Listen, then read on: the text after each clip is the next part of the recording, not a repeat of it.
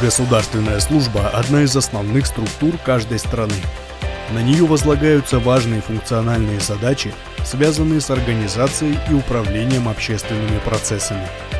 Государственные служащие Карагандинской области вносят значительный вклад в процесс реформирования и укрепления позитивного имиджа государственного служащего Республики Казахстан, повышая уровень доверия населения к своей работе и расширяя критерии оценки карагандинцами эффективности управленческой деятельности и проводимых государством преобразований. Успешная реформа государственной службы и становление профессионального, компактного, конкурентоспособного государственного аппарата стали возможными благодаря политической воле первого президента Республики Казахстан, лидера нации Назарбаева Нурсултана Абишевича.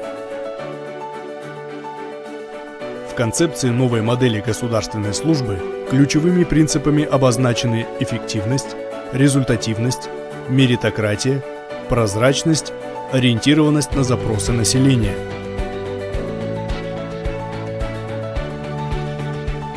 Важным представляется укрепление в общественном сознании главного предназначения современного государственного служащего, его самоотверженного и особо ответственного отношения к своим обязанностям работы на благо граждан страны.